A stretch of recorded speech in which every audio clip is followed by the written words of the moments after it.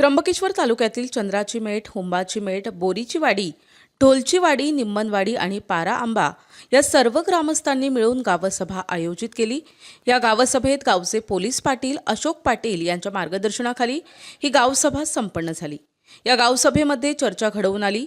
चर्चेमध्ये असं सांगण्यात आलंय की आपल्या आदिवासी परिसरामध्ये अवैध दारू विक्रीचे धंदे मोठ्या प्रमाणात झाले असून आपल्या भागातील मुलांच्या शैक्षणिक प्रगतीवर परिणाम होत आहे आणि हिंसेचं प्रमाण मोठ्या प्रमाणात होत आहे आणि दारूच्या व्यसनामुळे अनेकांचे बळी जात आहेत, अनेकांच्या कुटुंबांचे घटस्फोट झालेत।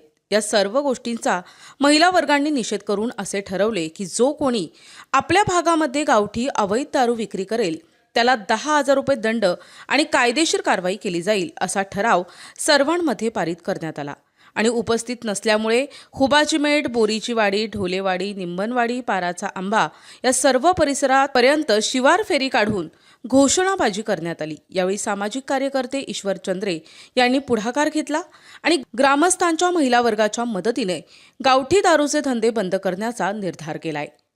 प्रतिनिधी भगवान आचारी, महाराष्ट्र समाचार, नाशिक।